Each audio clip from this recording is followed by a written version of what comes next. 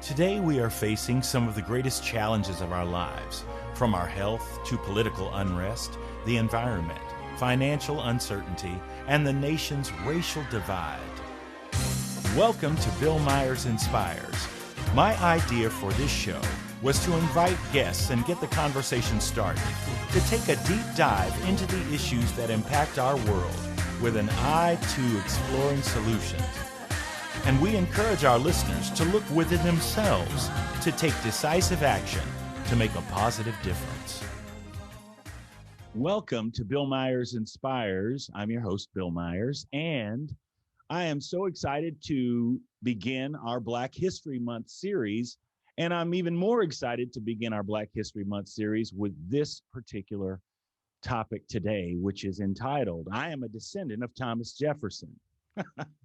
Now, I am thrilled to have with me today my guest, Miss Reisha Raney, and I'm going to tell you a little bit about that. But first, let me set this up because I think that this is very, very important.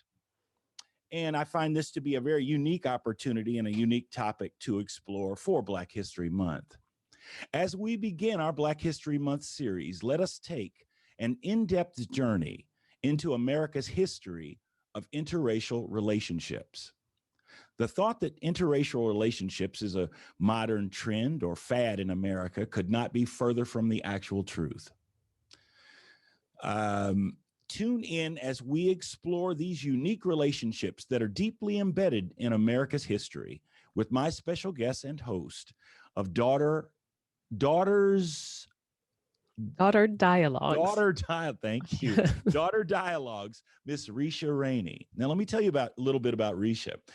Reisha is an American tech entrepreneur and oral historian who dedicates her time to telling the unique stories of Black Americans who are descended from veterans of the Revolutionary War.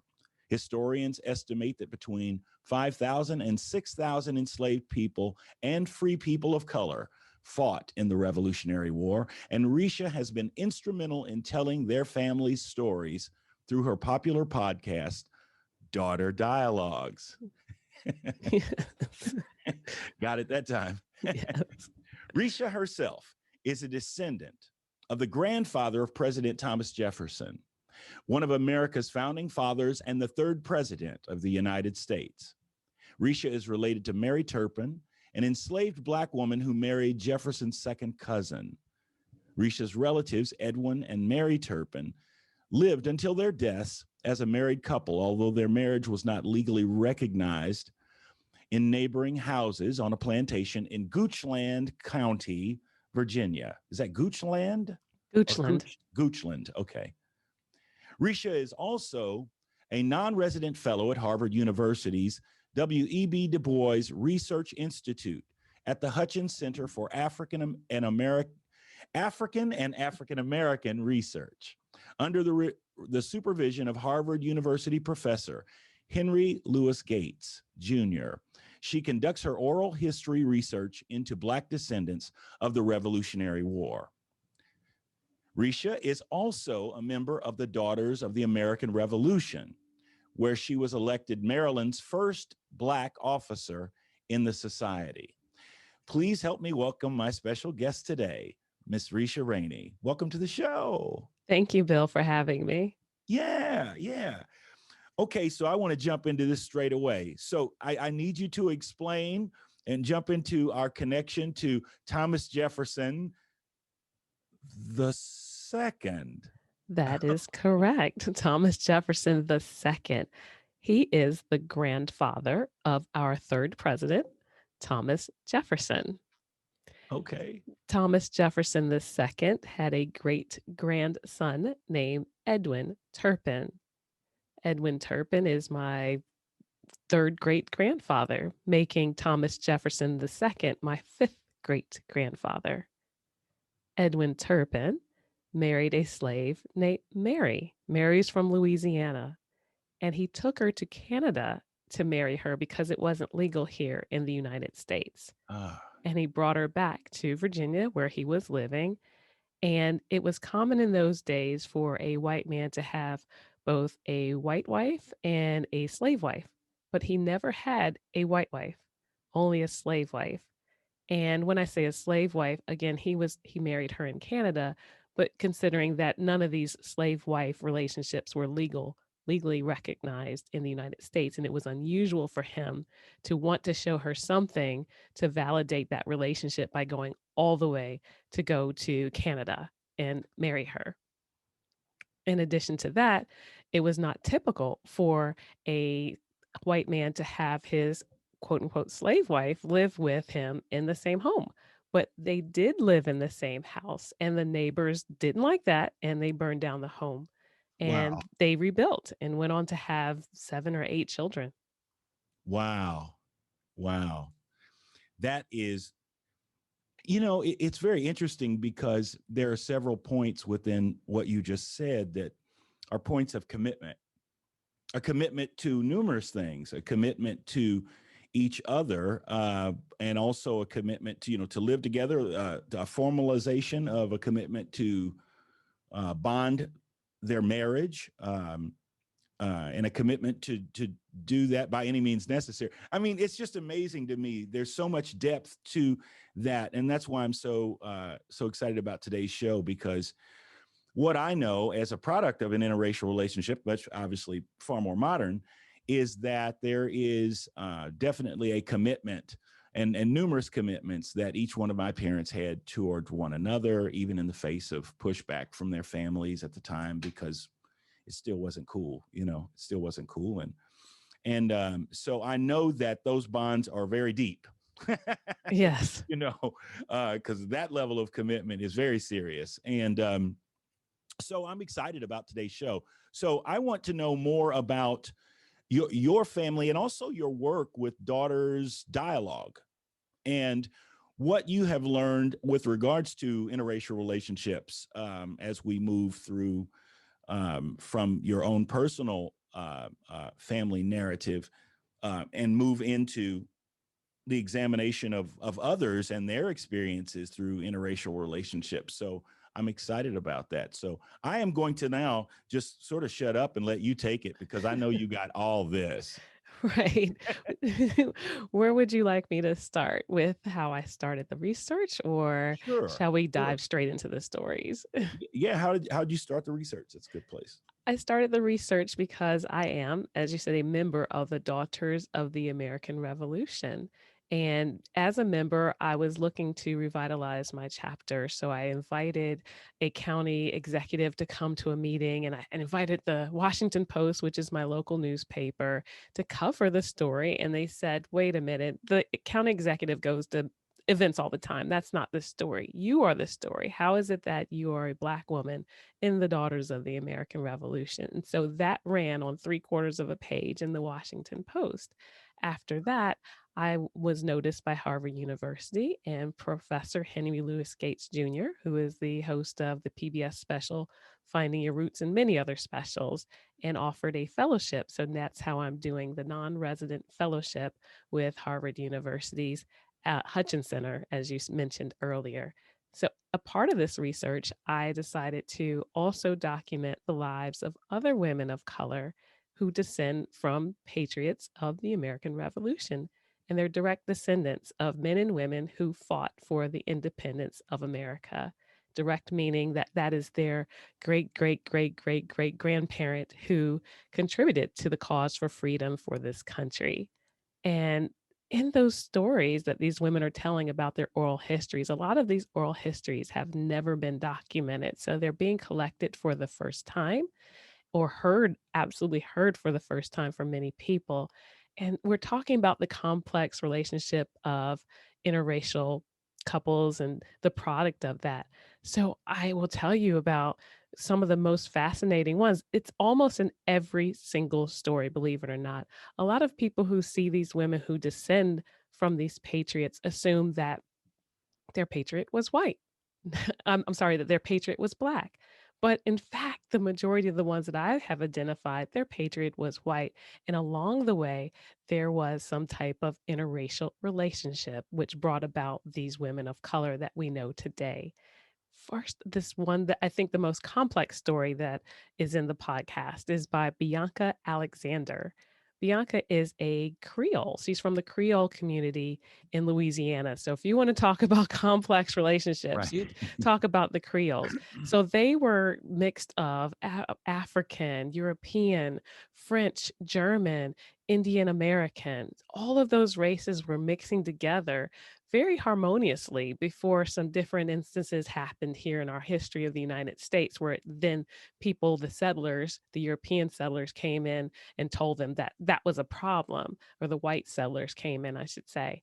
But before then, they all intermarried, and even to this day, it's still important for them to remain fair complexioned. And by doing so, they intermarry with their own cousins.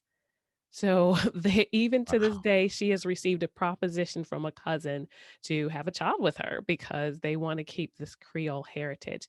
But going further, her grandmother, Lucy Kuti, was shunned by her family because she started showing less European features than the rest of her siblings. Remember, they're mixed with all these races, Mm-hmm. and the more Afrocentric features began to come through, and she started associating with Black friends. But her uh, Bianca always knew her grandmother as white. She said, "Oh, grandma's white," but her grandmother had something called a Negro certificate from school, and that said that she was classified as a Negro because they sent her to the Black school while the rest of her siblings went to the white school.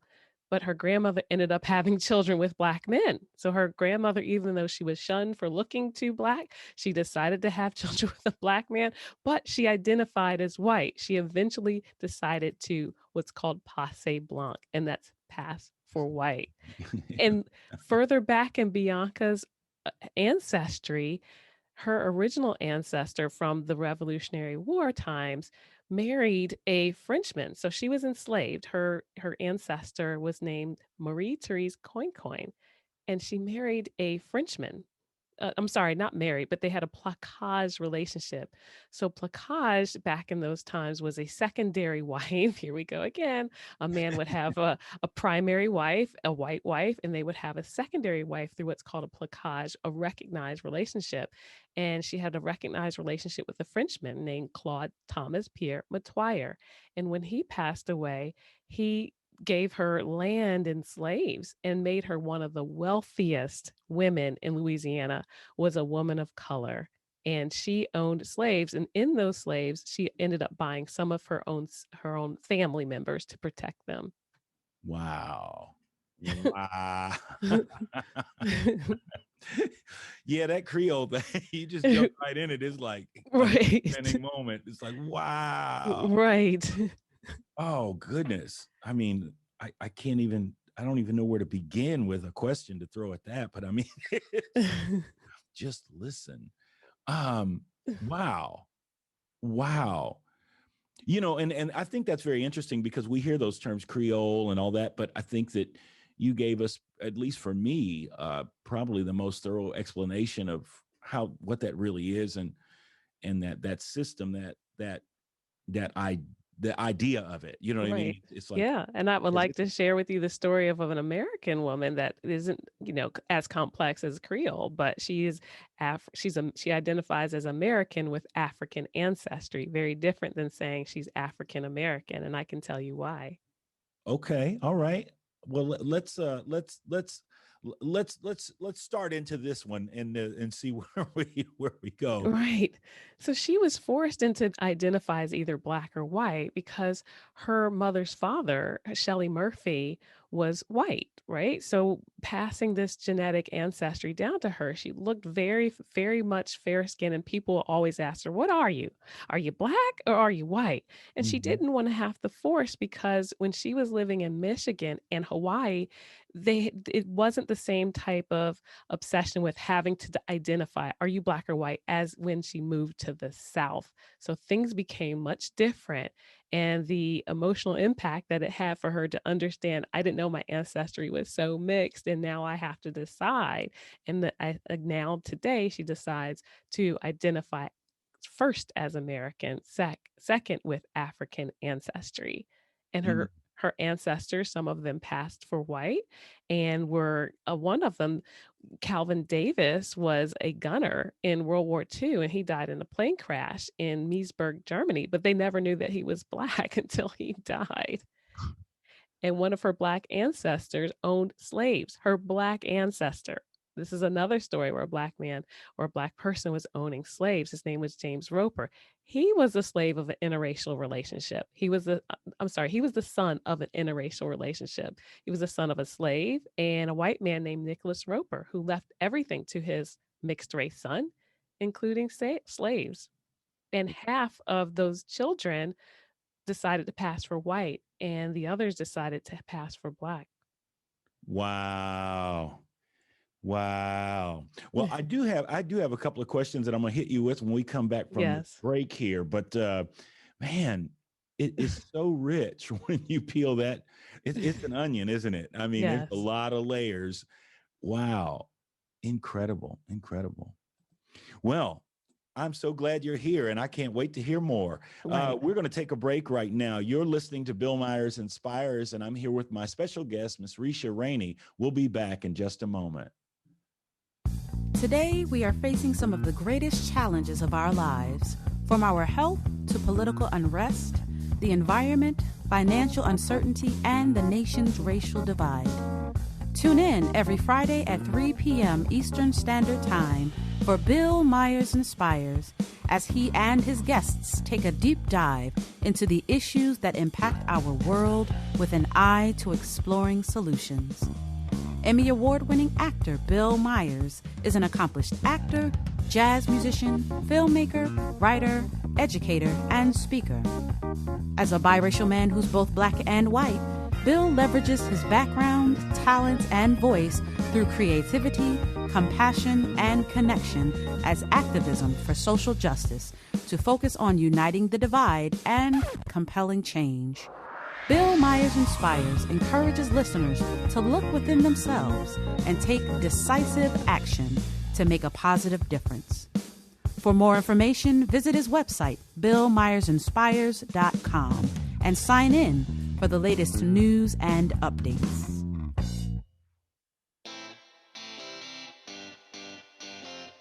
Are you a subject matter expert? Are you here to share your expertise with an audience waiting to hear from you in only the way you can deliver? Are you ready to have your voice amplified across the airwaves? Inspired Choices Network has a global radio platform streaming to millions of people across the world. Professionally produced and supported by an accomplished team every step of the way, you can broadcast from anywhere in the world, knowing your voice matters, and we ensure it is delivered with ease and efficiency. Eager to hear your message, the world awaits. Contact us today to become an Inspired Choices Network radio host. Email become a host at inspiredchoicesnetwork.com.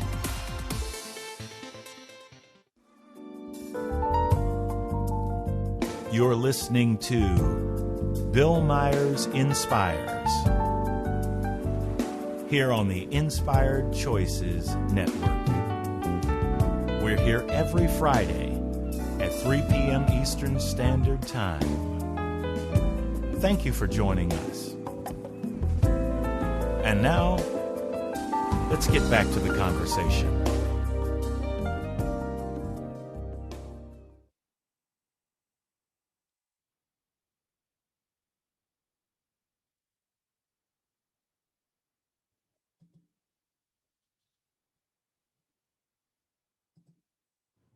I'm sorry about that. I was just talking. I was doing my ventriloquist routine.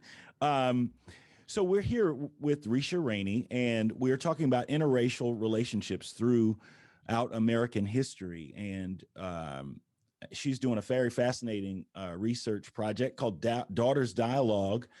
And it's a fascinating thing. But what you were just saying, I just want to clarify that, again, so often when we talk about interracial mixing, particularly during slave time, it always generally gets couched as rapes and brutal things and being taken advantage of. What you've clearly said, though, seems like there are clear indications that there were actual relationships. Isn't that interesting? And it's a history that not everybody wants to hear, black and white included, because it in somehow feels like we're implying that we're downplaying the horrors of slavery by telling these stories that don't reflect that.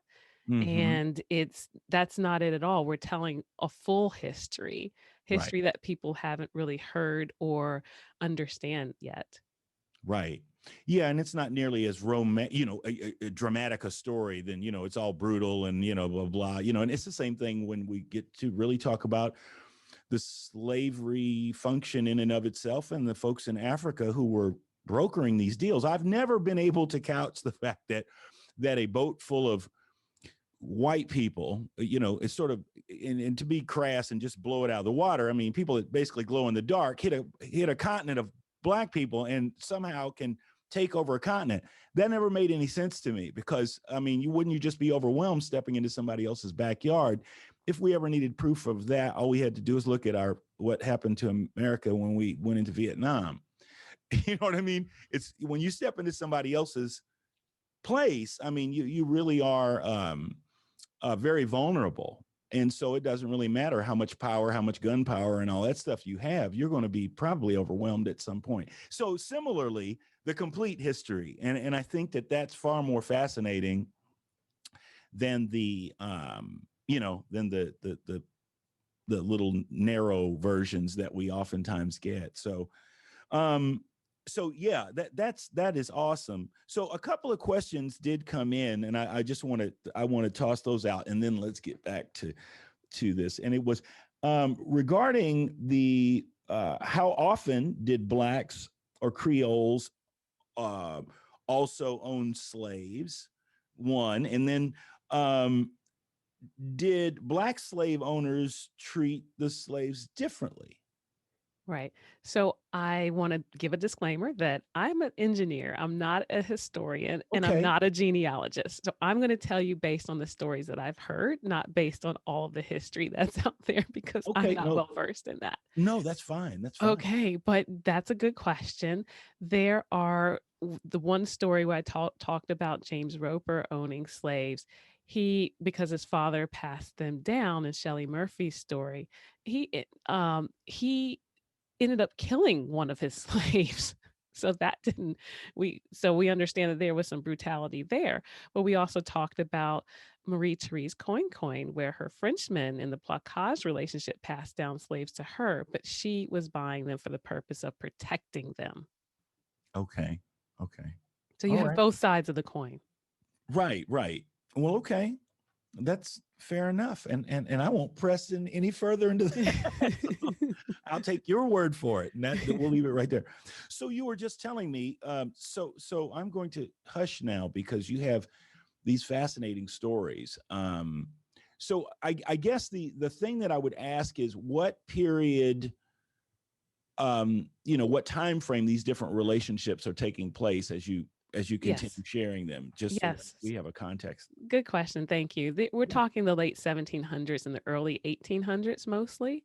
Okay. And now we're going to talk about one that also, we're going to flip the script a little bit. We All talked right. about the white men with the enslaved women, the black women, but there were white women with black men in these time frames.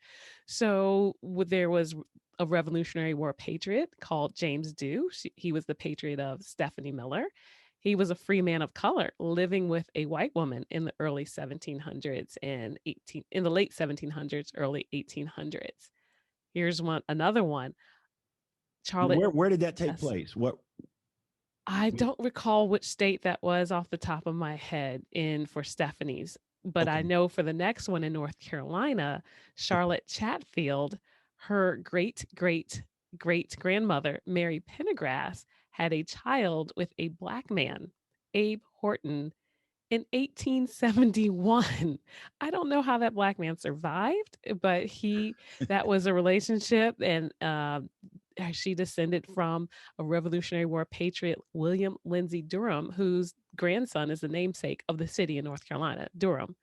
So as a result of this relationship, Mary Pendergrass, who was white, and Abe Horton, who was black, they had a child named Lavinia. And she ended up marrying a black man. She could have passed for white, but she married a Black man named Rob, and the couple resided on a property together in Orange County, North Carolina. And afterwards, Rob ended up holding a great deal of land. And I know you hear me talking about passing for white a couple of times and or multiple times, and I want to explain Yeah, the please. reason for that. Okay. In times of slavery, it was for survival. So you could live. It was a choice between life or death. If somebody thought you were white, you could live. If you were Black, you were likely going to be enslaved, and that you would meet your demise somehow in slavery. And Mhm. later on, it became a necessity for financial empowerment. So if you want to get a good job, you would pass for white. And so that was another means for survival. But passing was always a painful and difficult decision because that meant totally cutting off your family and assuming another identity and never speaking with your family again. So that's a very difficult decision to make that these people didn't take lightly. Yeah, it sounds it's very much akin to like the witness protection program. I mean, Right. literally, you can't be in contact anymore with any of Right. your friends, family. You are, Right. Because yeah. Joyce Mosley, who told her story, her white relatives that she had met recently, they didn't know each other before. They connected through genealogy research. They were unaware of their Black DNA because their ancestors were passing for white. So Joyce's grandmother's brother was colored, as he was called, when he was in Philadelphia. But when he traveled to Boston, where he raised his children, he was white.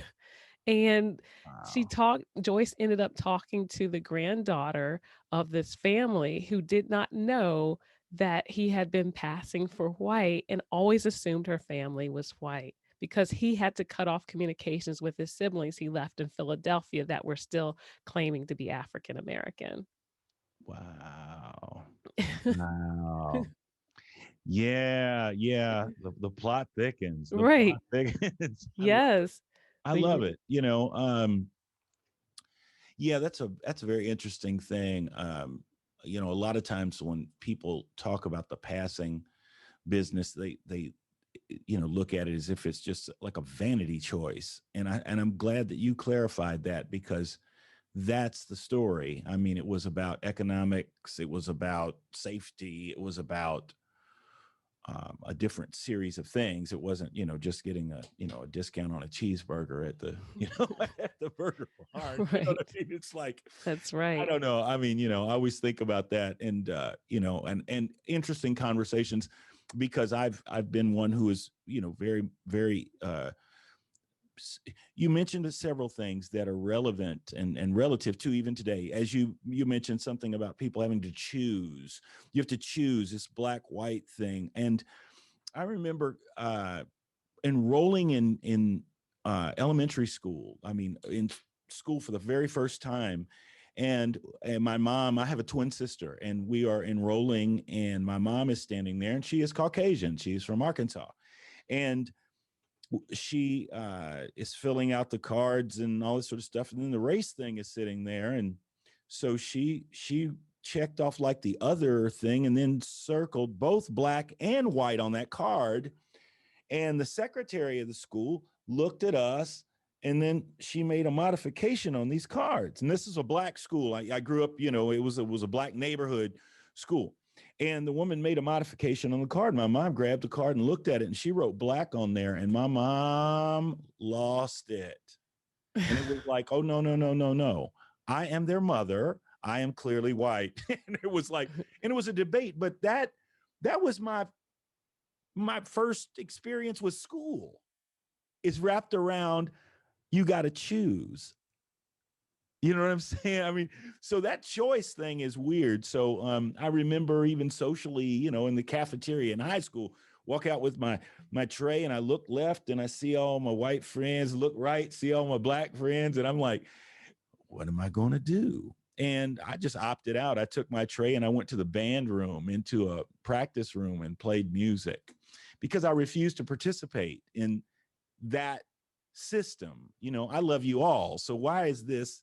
What is that? You know what I mean? And Yes. so I didn't want to give it any breath, and that's just me. But that choice thing is a strange one. I think the choice was made before I got here. I mean, I'm a result of something, so it's not a it's not quite that simple. But that's again, that's been my path, and but I think that some of those topics, I mean, choosing and you're citing stories in the 1700s, early 1800s of same things. I mean, you know what I mean? The same things Yes. in 1970 or something. It's just like, what is that? Strange. Um, but we are going to prepare for another break, and then I will promise you I'm going to get done with my stories because I'm done. I'm storied out from me, but I can't wait to hear more.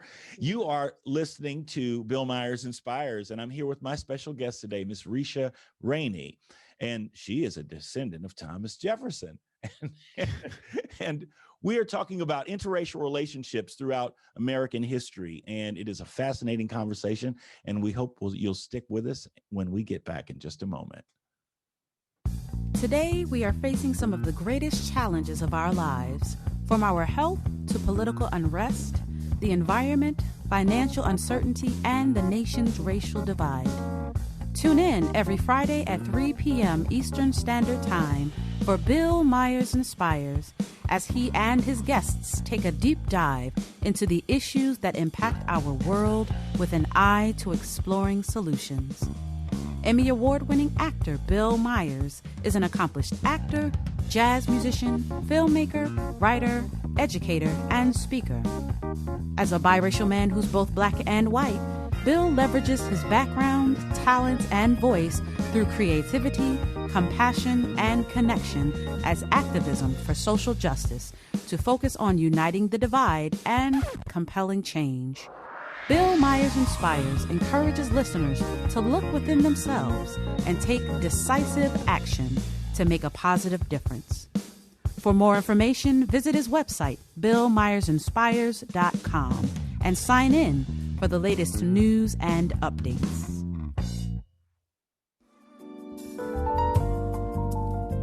You're listening to Bill Myers Inspires here on the Inspired Choices Network. We're here every Friday at 3 p.m. Eastern Standard Time. Thank you for joining us. And now, let's get back to the conversation. We're back, and you're listening to Bill Myers Inspires, and I'm here with my special guest, Miss Reisha Raney. Reisha, I promise you I'm going to shut up now, so I'm going to shut up now. You got it. And we were talking about the white women having relationships with the black men, and there's another one that is the most recent story that I documented that is of Karen Batchelor. Karen Batchelor was the very first black member of the Daughters of the American Revolution. That's the most historically significant interview that I will do in this context of black women who descend from American Revolutionary War patriots. I just released the episode this week, and it started off the season 2 of the Daughter Dialogues podcast. And Karen talks about how her white maternal great grandmother, Jenny Daisy Hood, married a black man named Prince Albert Weaver in 1889 Ohio. But Jenny's mother did not allow her to bring her own children with her to visit mom because they started showing their colored heritage. So that she disowned her. Jenny's mother disowned her because she married a black man. So these are the choices that they were making for love, as you say, and they were willing to do this in order to remain together as a couple. So she was disowned by her own family.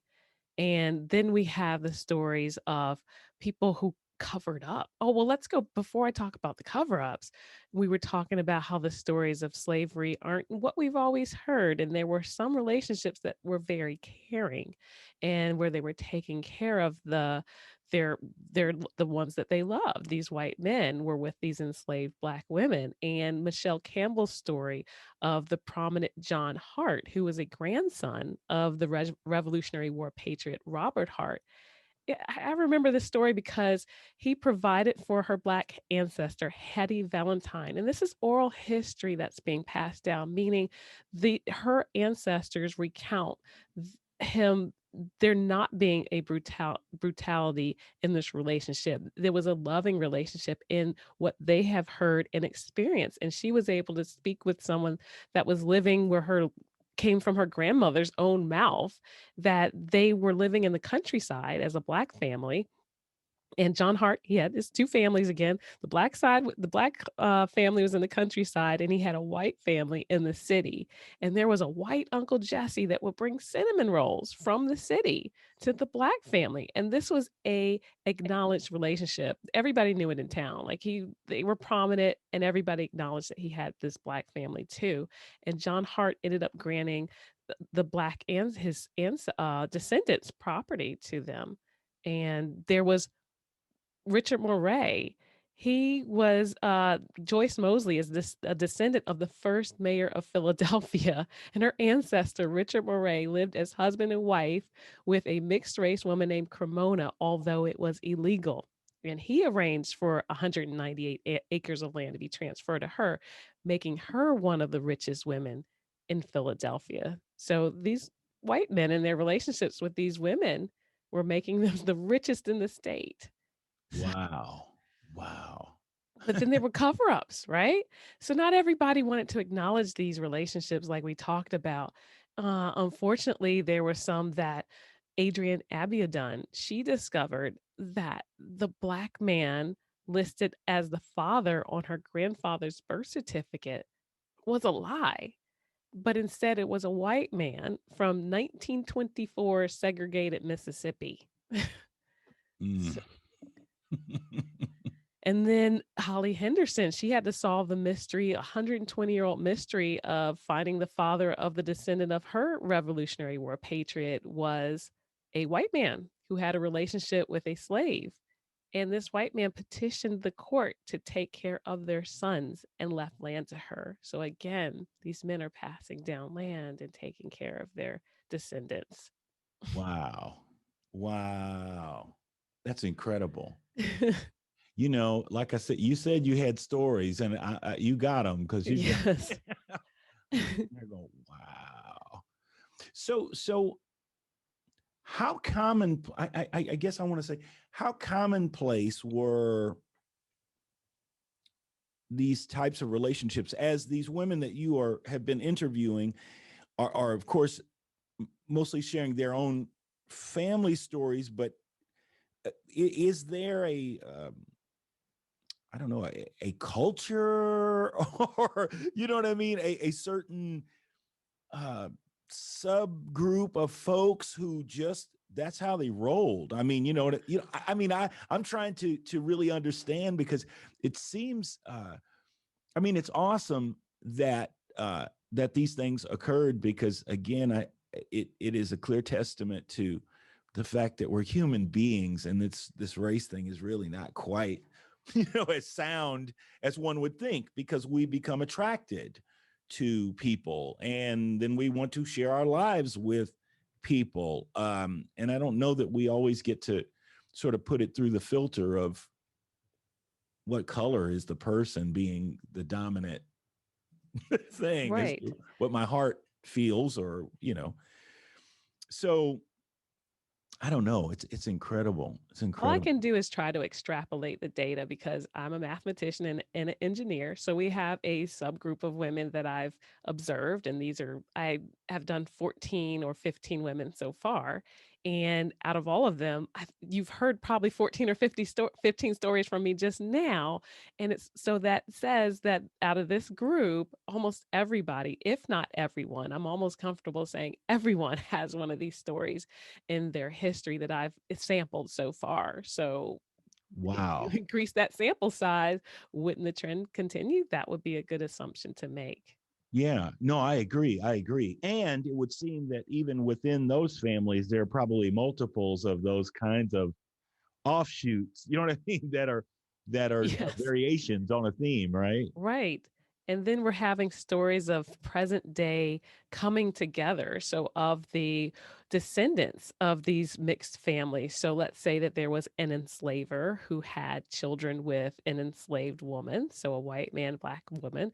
Their descendants are now finding each other present day and didn't know about that. So they're related, but then how do you resolve those feelings about, hey, your ancestor, well, also their ancestor used to own my ancestor. So it's a little complicated when they meet, but there's a lot, some of them don't want to meet when they find out. The white relatives find out what has happened in the past, that they have slave owning ancestry, as well as black relatives that exist today because of it.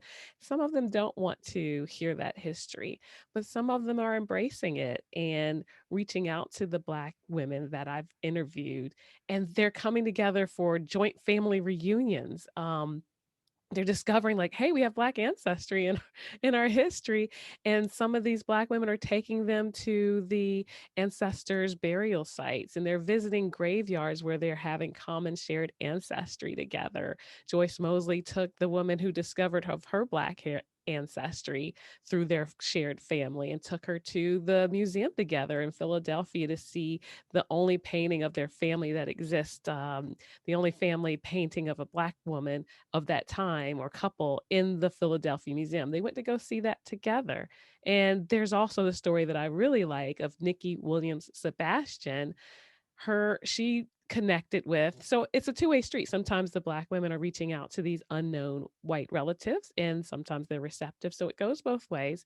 And Mhm. somehow she connected with the white descendants of her ancestors in slavery, and of course they have shared ancestry together, they're related. And he was Mormon, and they went out to Utah to the man's Mormon church, and he got up in front of the congregation and said, this is my newly formed cousin or found cousin. We share ancestry, and my ancestor used to own her ancestors. And I want to say that that was a very bad thing. And he stood up in front of his congregation and explained this to his Mormon congregation. And Nikki's aunt ended up converting to Mormonism. So there's so many, and they maintain a friendship today. Wow.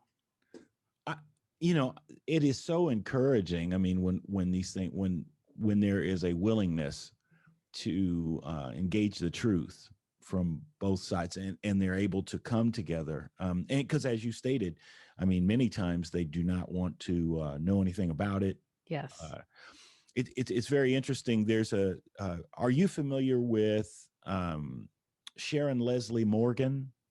No. Tell Sh- me about sh- her. yeah, Sharon Leslie Morgan is the founder of blackancestry.com, Okay. and she is a friend, and has done tons of work in, in genealogy, Black Genealogical Society, and she's very, very, very involved. And she was just explaining the complexity of Black heritage, and Black folks, trying to engage, like ancestry.com or something. You only go back so far before you hit a wall. And that's where blackancestry.com really specializes, because they're able to trace back even further, because these are not issues or records that were kept as far as birth certificates or that type of material. But she said it would be found in property deeds and things like that. I will you the table and marry. You know what I mean? I mean, it gets Yes. very complicated. Wills and things like that, where property was left behind, and they were often people. Um, but she does some pretty fascinating work. And but anyway, she's someone you should know about for sure, because um, uh, she probably has adjacent information. Um, so okay, so this is a good question. It just in from my uncle in Chicago. He says, for the audience, historically, what is the importance of a Black woman having a high position in the Daughters of the American Revolution? Okay. Yes. I think it's important to show our representation within the society. Our ancestors, meaning the Black women that are also members, fought and gave and participated in the cause for freedom for the United States of America. And over, as you mentioned in the opening, 5,000 or 6,000 men and women of color fought for the independence of the United States of America. So not only were people of color in the actual Revolutionary War, the descendants, although some of our ancestors, as I mentioned, were white and were Black products of these interracial relationships that came down through the lineage lines, it's important to see the representation within the society and to evolve. I guess I'm hoping that even outside of the society, people will see that there's a Black leader in the Daughters of the American Revolution. That means that they belong. We belong. We belong as a people, meaning Black people belong as a people in the United States of America, and that we are entitled to the liberties of this country. It is our country. We fought for it. We're the products of it. It is our country. In the history books, they don't really represent the founders as people of color, do they? And this is to be able to tell a more honest truth and to update the narrative of American history. That sounds like a good answer. Nice. Very nice. Very nice. I never expected to be a leader in the DAR. I didn't go in trying to climb any kind of ladder. Actually, I was a very lazy member when I first joined. I went to meetings and I sat there and I just listened to the ladies talk because it was a luncheon meeting. And it was kind of funny to see the senior ladies kind of let it all hang out. And I enjoyed it. It was kind of comedic. And then I became vested in the society at some point. I became friends with the ladies. I enjoy their company. We are friends. We've cried together. We've laughed together. And I wanted to be a part of building the organization. That's awesome. That's awesome. So you are in Maryland? That's correct. Okay. And there are numerous chapters, correct, across the country? 3,000 chapters in the United States and worldwide. They have units overseas as well. Wow. And there's over 180,000 members. Wow. I did not know that. Yes. It's one of the world's largest women's service organizations. So what do they do? What type of activities do you guys, the Daughters of the American Revolution, projects, activities? Yes. I don't know what the right word is. That's right. The mission is to promote patriotism, education, and historic preservation. So there are a lot of projects that fall under those three categories. They have scholarships. They do a lot for literacy, veterans work. Women's issues. My chapter was supporting a women's domestic abuse shelter. So if you find something that you're interested in, you can probably work it in there somehow. That's awesome. That's awesome. You heard it. You heard it here, folks. I mean, that's really wonderful. Like I say, you learn something every day. You learn something every day. So we are going to jump out and take one more break, and then we'll come back and listen to a little bit more. I am so happy that you're here, Reisha. We're in it. We're in it. Yes. You're listening to Bill Myers Inspires right here on the Inspired Choices Network. We'll be right back in just one moment. Today, we are facing some of the greatest challenges of our lives, from our health to political unrest, the environment, financial uncertainty, and the nation's racial divide. Tune in every Friday at 3 p.m. Eastern Standard Time for Bill Myers Inspires, as he and his guests take a deep dive into the issues that impact our world with an eye to exploring solutions. Emmy Award-winning actor Bill Myers is an accomplished actor, jazz musician, filmmaker, writer, educator, and speaker. As a biracial man who's both Black and white, Bill leverages his background, talent, and voice through creativity, compassion, and connection as activism for social justice to focus on uniting the divide and compelling change. Bill Myers Inspires encourages listeners to look within themselves and take decisive action to make a positive difference. For more information, visit his website, billmyersinspires.com, and sign in for the latest news and updates.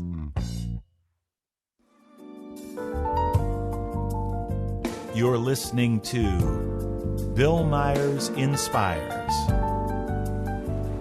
here on the Inspired Choices Network. We're here every Friday at 3 p.m. Eastern Standard Time. Thank you for joining us. And now, let's get back to the conversation.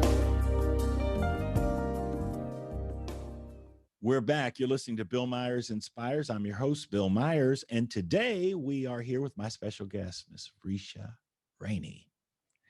Reisha, it's awesome. You got stuff. You did not fall short there. So I want to just take a moment and ask you about your own profession and professional business. I want to make sure that we know who you are besides who you are and how you roll. So tell us a bit about your career and your profession and your biz. And Yes, I am a mechanical engineer from Georgia. My degree is from Georgia Tech and a mathematician from Spelman College. Great HBCU there. yay. And my business is called Inside Corporation. You spell it like encyclopedia, ENCYDE.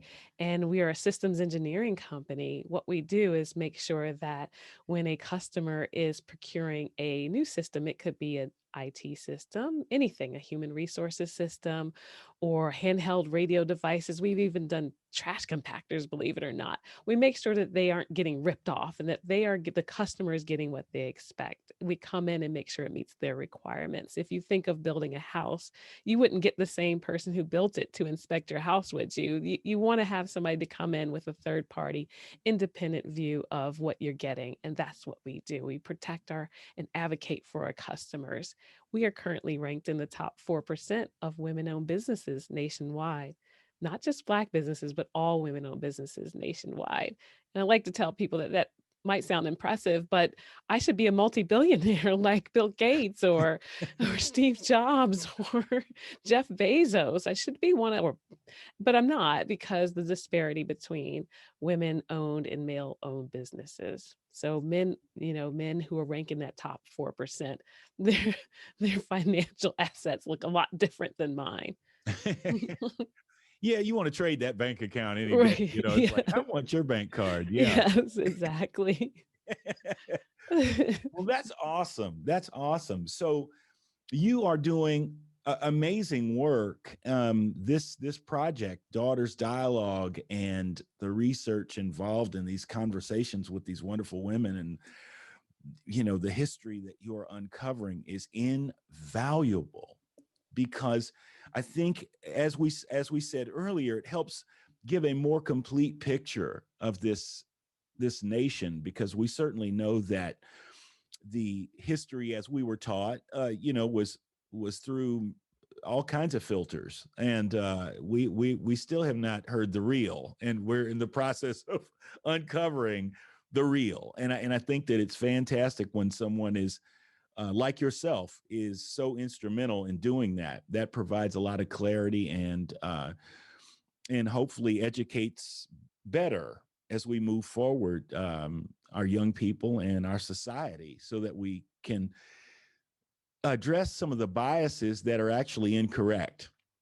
You know what I mean? I hate to say it, but some of these biases are completely incorrect. So let's see how this goes. But I thank you so much for being here. I want to wish you all the best on your continued work with the Daughters of the American Revolution, as well as your Daughters Dialogue. Thank you. Your Insight company. Inside, yes. Inside, thank you. and I want you to have that bank account that exceeds Jeff Bezos. And Thank you.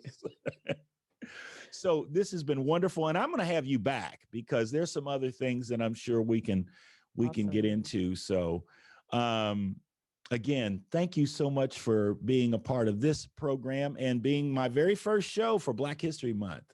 Thank you. Yeah. I'm honored. Thank you. Yeah, thank you so much.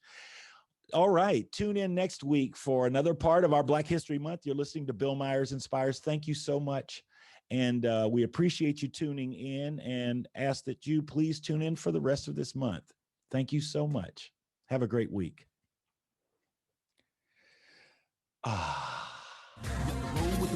Thank you for spending your afternoon right here with us at Bill Myers Inspires. Remember, we're here every Friday at 3 p.m. Eastern Standard Time on the Inspired Choices Network. Remember to take time this week to take a breath and look within yourself and figure out how you can make a positive difference in this world.